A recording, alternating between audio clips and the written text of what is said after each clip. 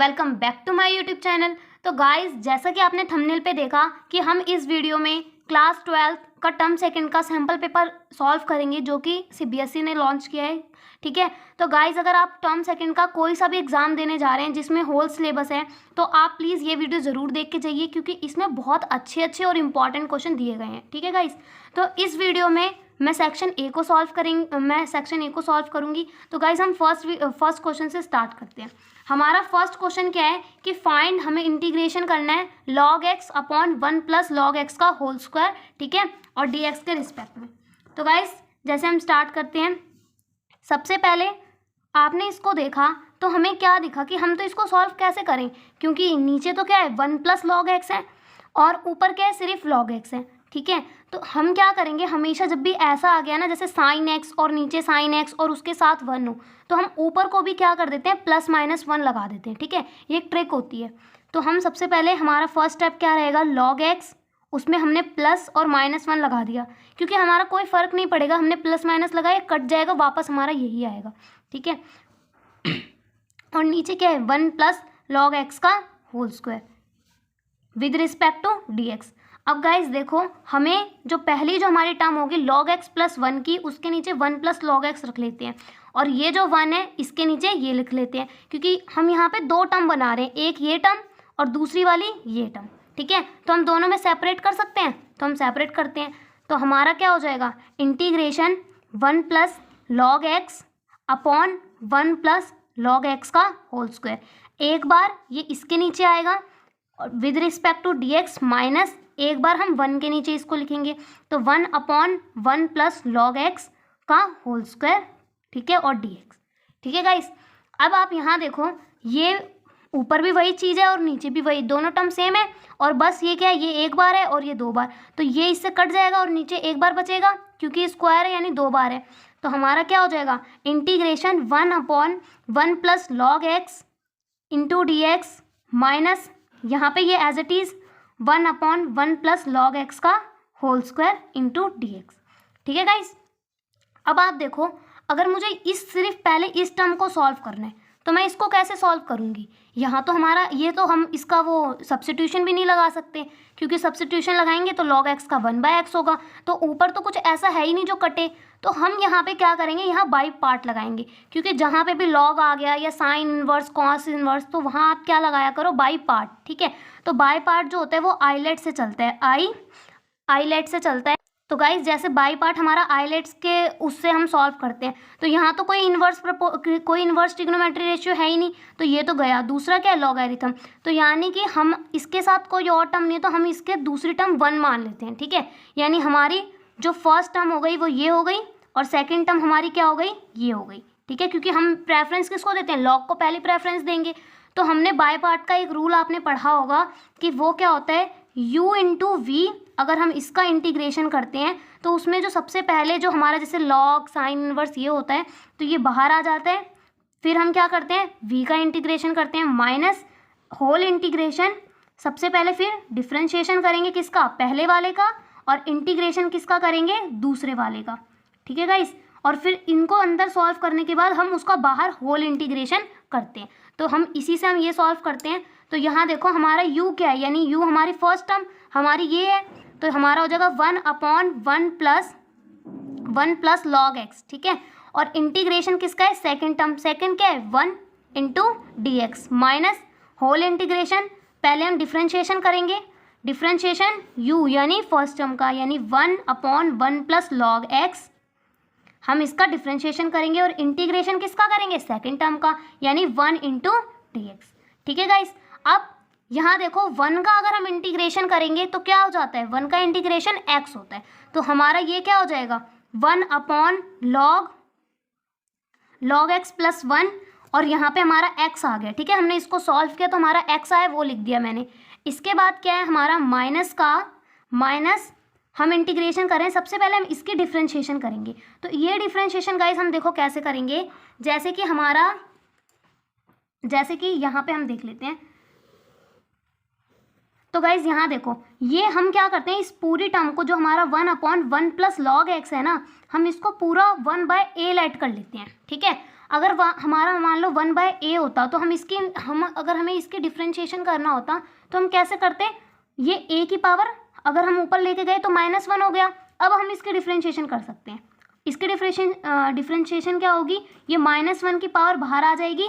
और आपने रूल पढ़ा होगा ना, a की पावर n क्या होता है, n, a की पावर n-1, यानी वही यहाँ पे जो पावर थी वो पहले बाहर आ गई, और a और n-1 का मतलब ये पावर, इसमें 1 माइनस होगा, ठीक है। तो -1, अब -1 और -1 तो प्लस हो जाएगा, तो a की पावर -2 आ गया, ठीक है गाइस। तो अब अगर मुझे ये पावर प्लस लेकर आनी है तो -1/a की पावर 2 हो गया। बिल्कुल इसी तरीके से हमारा ये वाला होगा। तो देखिए गाइस, मतलब अगर हमने इसको सॉल्व किया तो हमारा क्या है, -1/a का स्क्वायर। तो इसी तरीके से हमारा a क्या था, 1 + log x। तो हम ये कह सकते हैं -1/1 + log x का होल स्क्वायर। ये अगर हम इसका डिफ्रेंशिएशन करेंगे तो हमारा ये आएगा, ठीक है। तो हम क्या करेंगे, अब इसी की जगह पे यहाँ पे जो डिफ्रेंशिएशन है हम ये वाली वैल्यू डाल देंगे। तो हमारा क्या हो जाएगा, ये -1/1 + log x का होल स्क्वायर, ठीक है। अब अगर हम क्या करें, अगर चेन रूल लगाएं, पहले इस पूरी टर्म का हमने क्या किया, डिफ्रेंशिएशन किया। अब हम क्या करेंगे, जो हमारी ये वाली log x है, अगर मैं इसका डिफ्रेंशिएशन करूंगी तो क्या होगा, log x का क्या होता है, 1/x। तो यहाँ पे 1/x आ गया, ठीक है।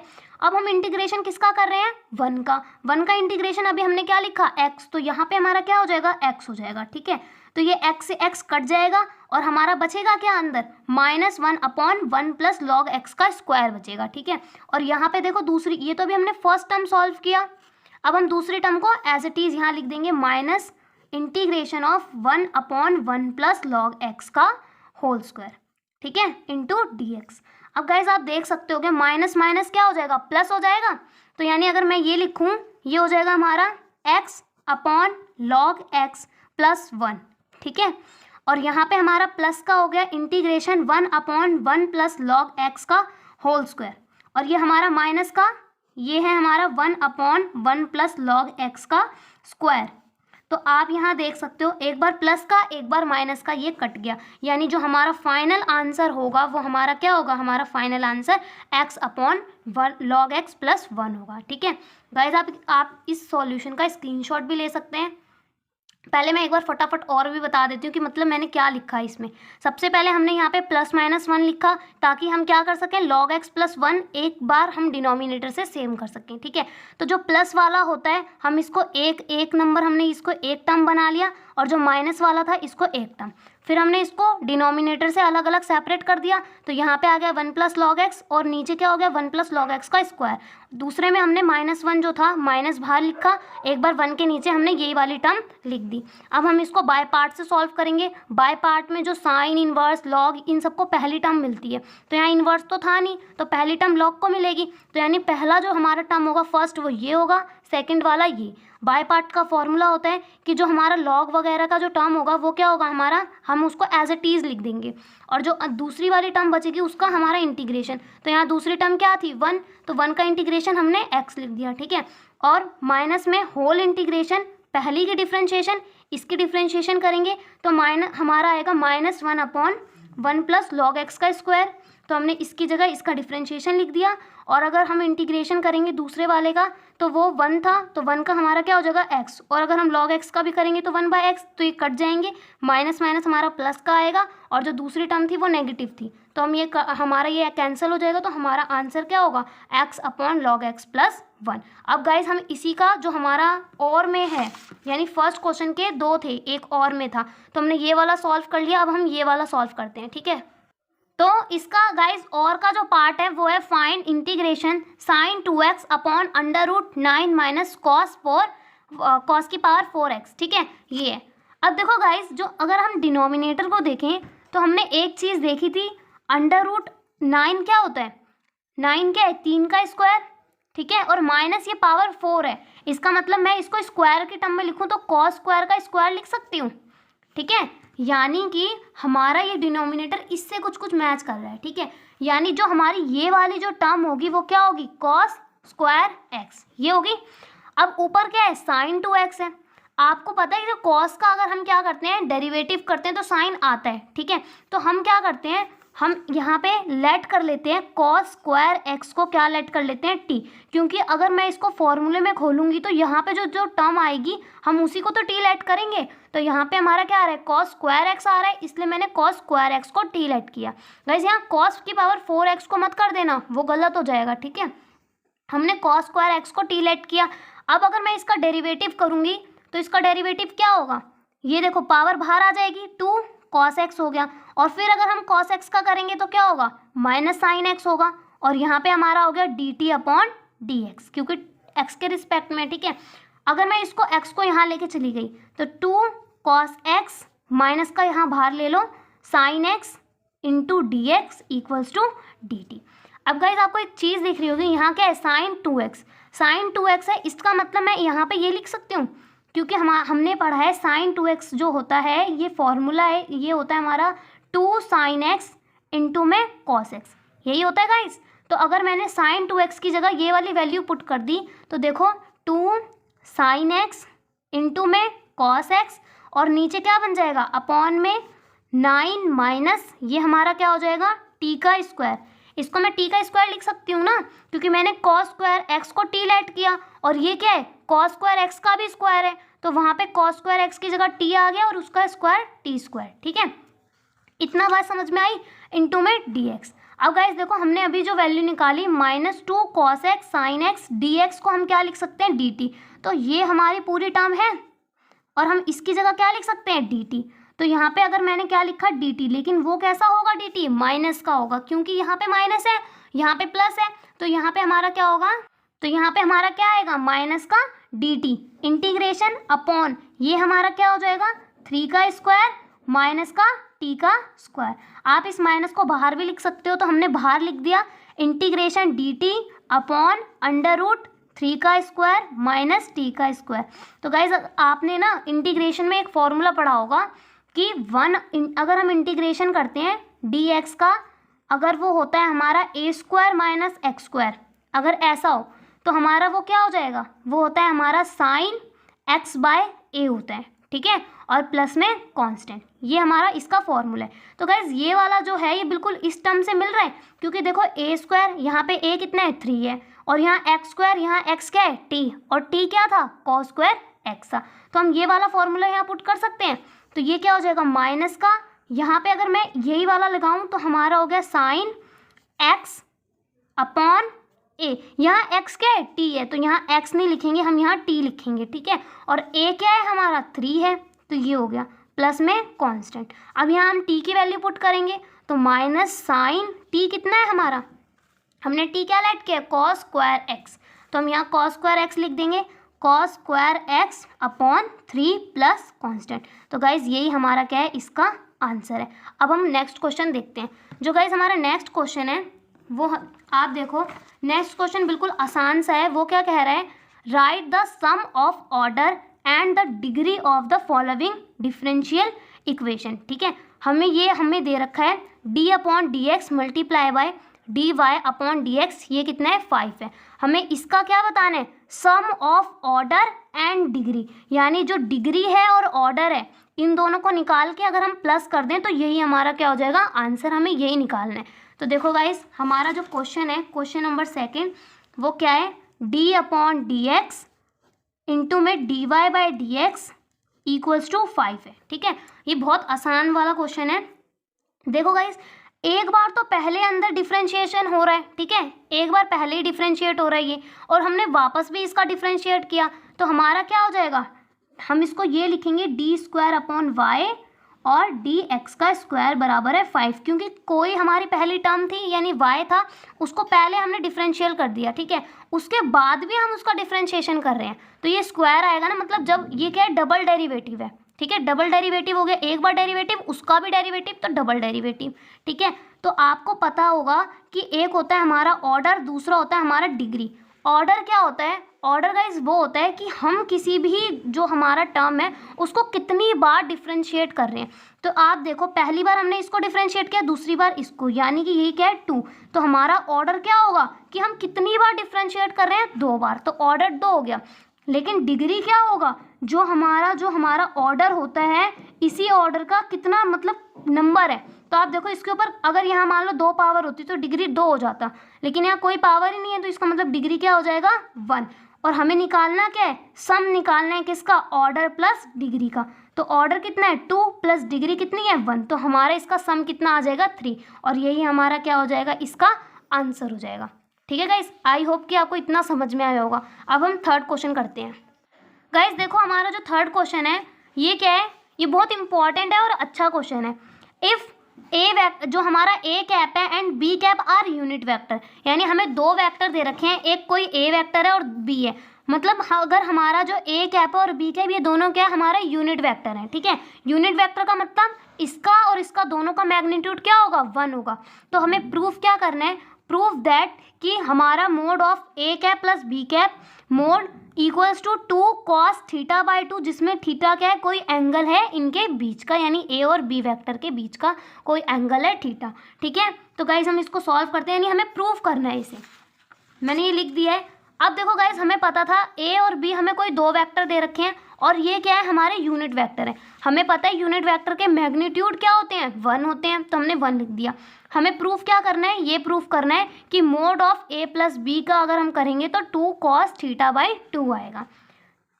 ठीक है गाइस, तो देखो हम सबसे पहले क्या कर रहे हैं कि आप ए वेक्टर प्लस जो बी वेक्टर है, ठीक है, इसी का आप स्क्वायर कर दो, क्योंकि हमें क्या पता है, हमें बस ए वेक्टर प्लस बी वेक्टर पता है। हमने अगर इसका स्क्वायर किया तो हम यहाँ पे ए प्लस बी के स्क्वायर वाला फॉर्मूला लगा सकते हैं। ए प्लस बी का स्क्वायर मतलब A square plus B square plus 2ab, यही होता है।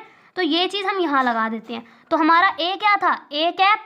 ठीक है, ए कैप का हमारा क्या हो जाएगा स्क्वायर, यानी कि 2 बार हो गया, प्लस में बी कैप का स्क्वायर यानी ये भी 2 बार। ठीक है, प्लस में 2a कैप इंटू बी। इतना समझ में आएगा इस।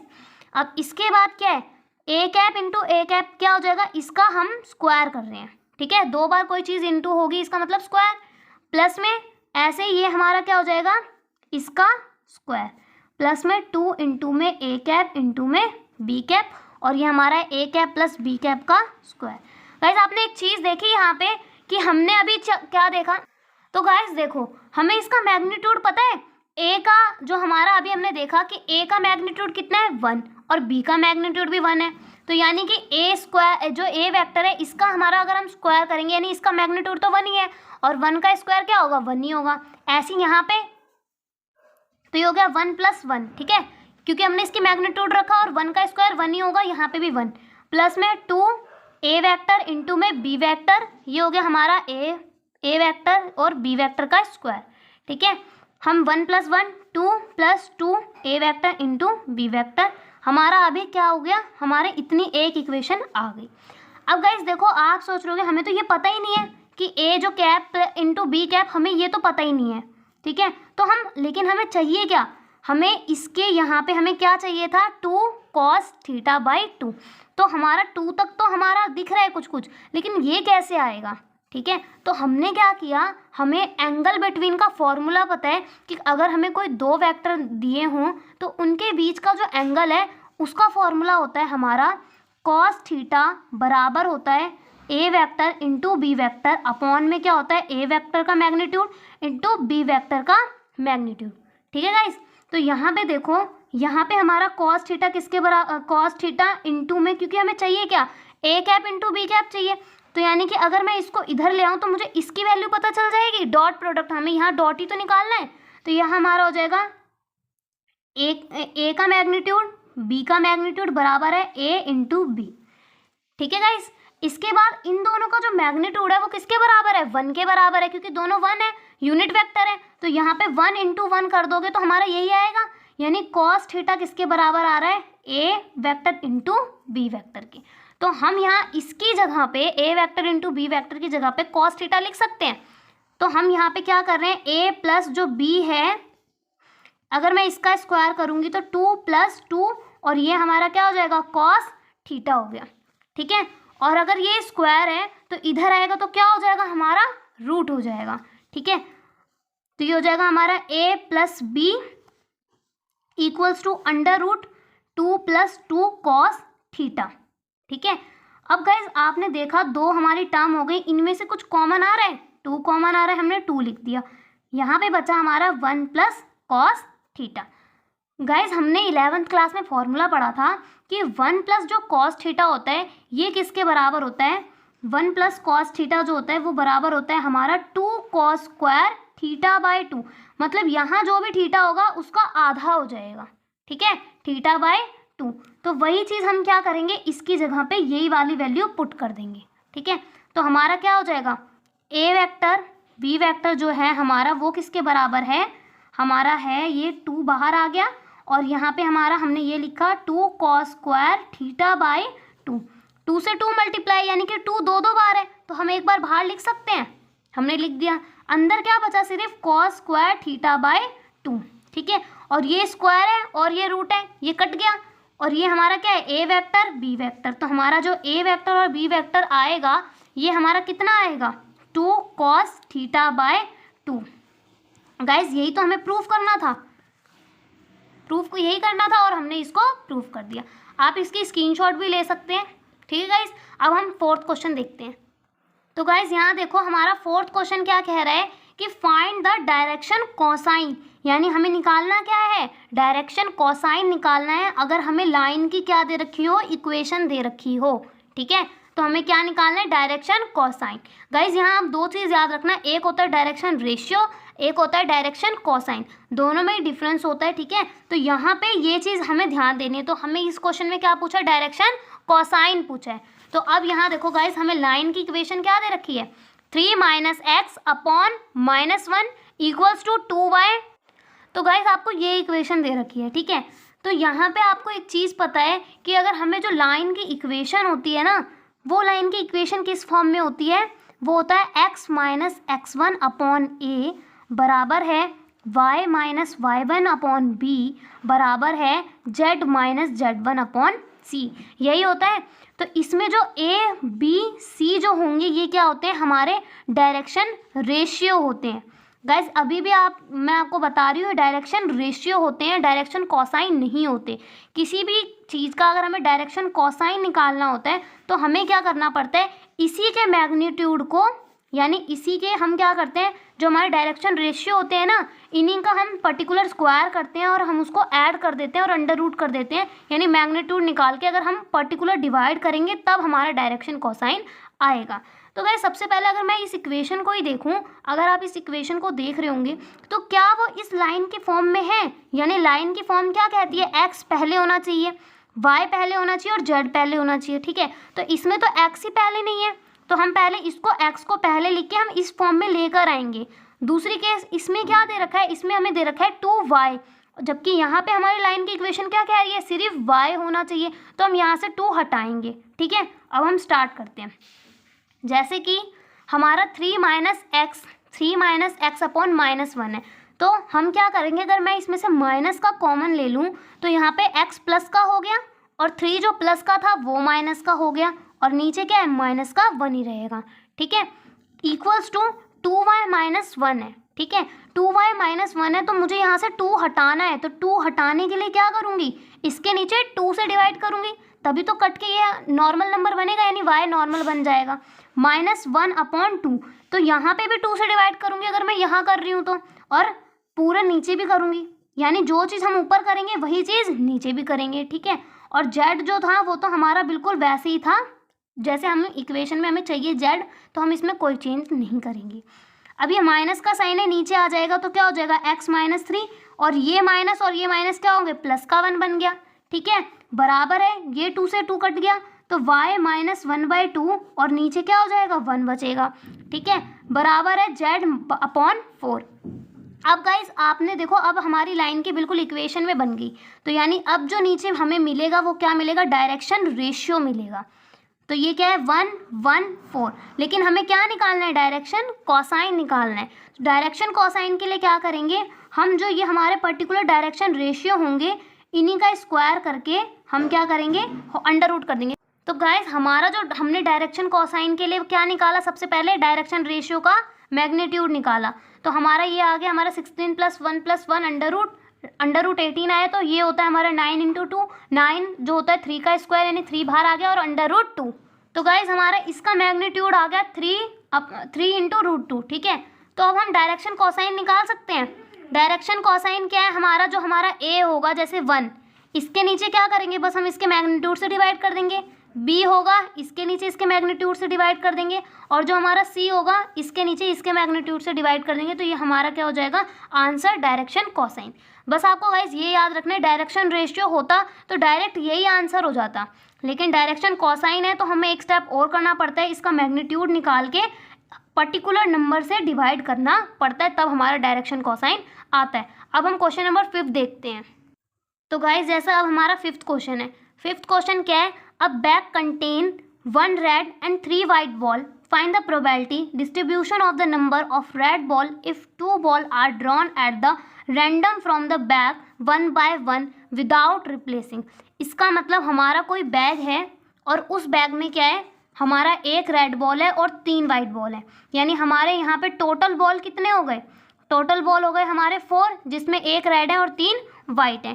ठीक है, हमसे क्या कह रहा है, find the probability distribution of the number of red ball, यानी हमें किसकी प्रोबेबिलिटी निकालनी है, नंबर ऑफ रेड बॉल की निकालनी है। अगर हम क्या कर रहे हैं, रैंडमली 2 बॉल यहाँ से निकाल देते हैं। ठीक है, और ये एक लास्ट हमारी जो एक इम्पॉर्टेंट बात है वो क्या कह रहा है, विदाउट रिप्लेसिंग।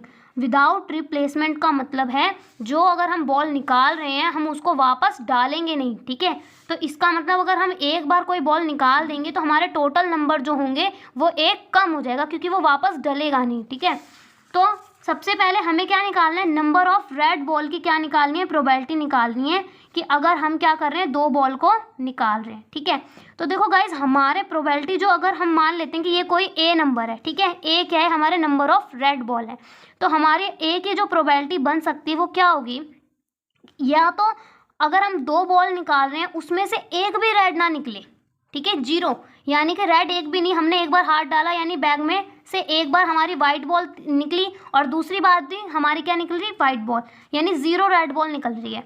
और दूसरे केस में हमारा क्या हो सकता है कि एक बार रेड बॉल निकली और दूसरी बार क्या निकल सकती है, वाइट बॉल।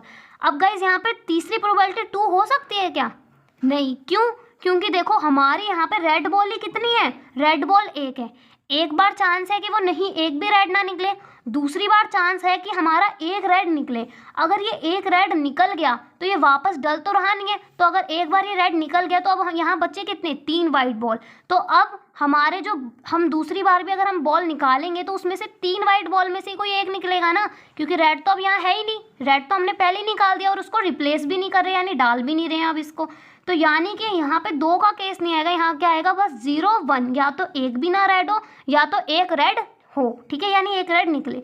तो गाइस सबसे पहले हम क्या करते हैं, ए को 0 मान के देखते हैं, यानी कि सबसे पहले हम ये देख रहे हैं कि अगर हमारी एक भी रेड बॉल ना निकले तो हमारी क्या प्रोबेबिलिटी बनेगी। ठीक है, अगर हमारा एक भी रेड नहीं निकलेगा तो हमारी क्या प्रोबेबिलिटी बनेगी, देखो अगर एक भी रेड नहीं निकलेगा तो हमारी वाइट निकलेगी, और टोटल बॉल कितनी है, 4 में से मान लो हमारी वाइट निकल रही है, तो एक बॉल की क्या प्रोबेबिलिटी हुई, 3/4, क्योंकि इसी 3 में से कोई एक बॉल निकलेगी और टोटल 4 थी। ठीक है, और अगर मान लो यहाँ पे हम 2 बार निकाल रहे हैं, ठीक है, 2 बार निकाल रहे हैं, एक बार हमारी क्या हो गई, एक वाइट आ गई और टोटल में से 4 में से। अब गाइस देखो, अब जो हमारा जो दूसरी बॉल की प्रोबेबिलिटी होगी उसमें क्या हो जाएगा, तो गाइस देखो यहाँ पे अब जो 4 बॉल हमारी जो टोटल थी, ठीक है, इसमें से एक निकल गई, अब वो डल नहीं रही है, यानी कि अब हमारी टोटल बॉल कितनी हो गई, 3 हो गई।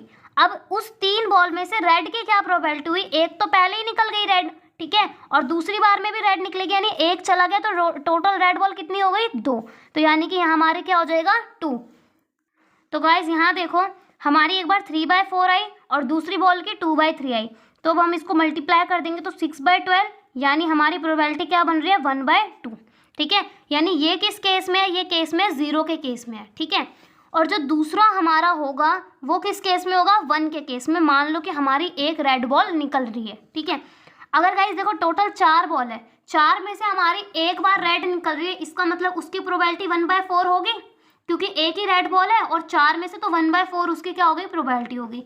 दूसरे बार में अगर हम दूसरी बार बॉल निकाल रहे हैं तो रेड अब हमारी चली गई, अब हम इसको रिप्लेस नहीं कर रहे, रेड निकल गई, तो अब हमारी देखो टोटल बॉल कितनी बची, 3, क्योंकि एक तो इसमें से कम हो गई।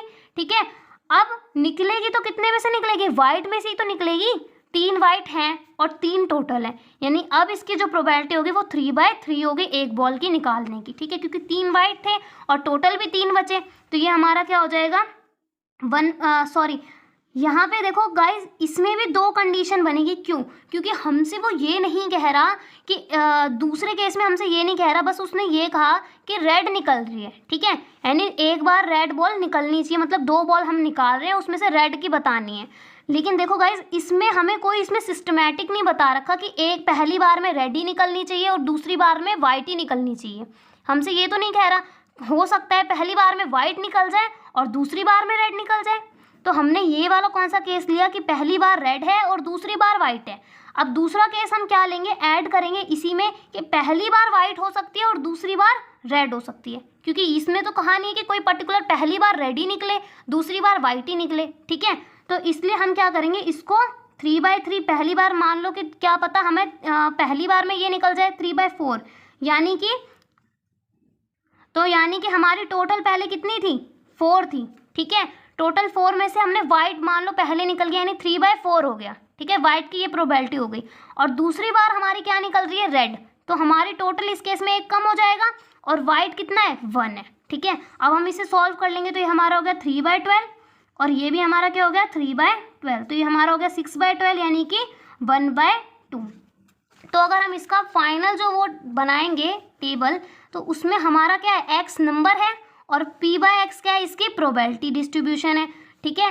तो अगर x हमारा 0 यानी रेड बॉल हमारी 0 है तो उस केस में हमारा 1/2 होता है, और अगर प्रोबेबिलिटी 1/2 है, और अगर x हमारा 1 है तो उस केस में भी हमारा 1/2 ही है, ठीक है। अब हम इसका वो है हमारा ए सेक्शन है उसका लास्ट क्वेश्चन करते हैं 6।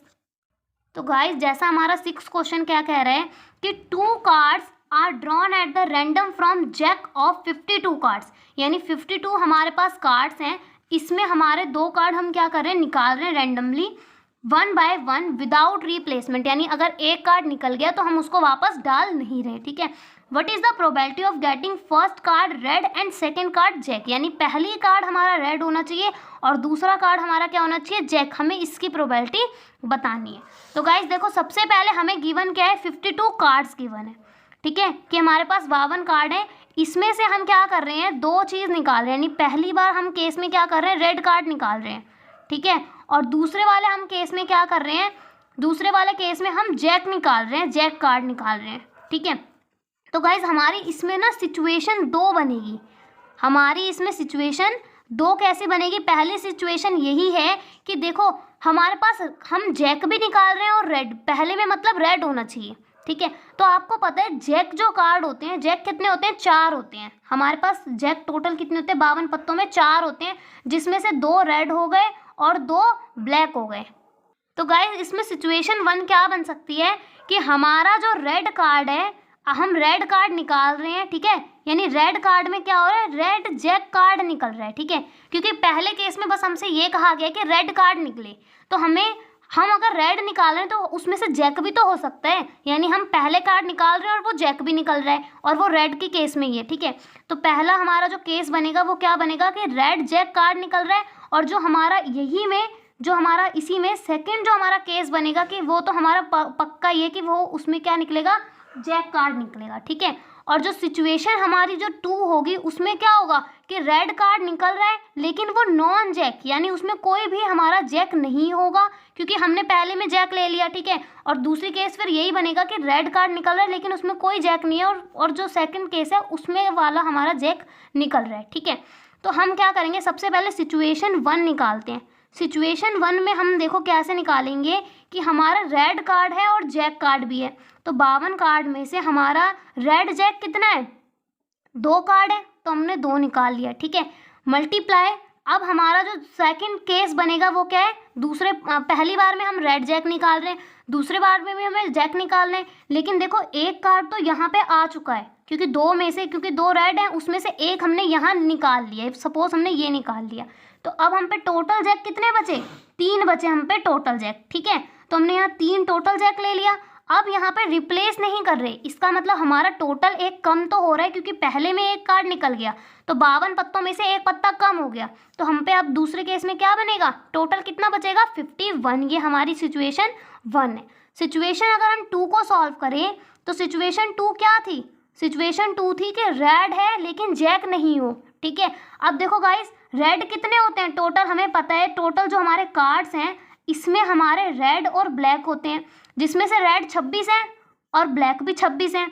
अब इसमें से रेड है लेकिन जैक नहीं है, तो रेड जैक कितने हैं 2, तो हम इसमें से 2 माइनस कर देंगे यानी 24। तो यानी कि हमारे रेड नॉन जैक कितने हो गए 24/52, यानी हमने यहाँ से रेड नॉन जैक वाले ले लिए। और दूसरे केस में क्या हमारे जैक कार्ड है।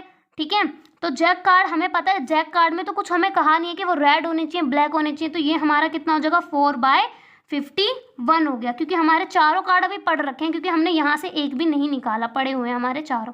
अब अगर मैं इन दोनों को ऐड कर दूंगी तभी तो हमारी टोटल प्रोबेबिलिटी आएगी।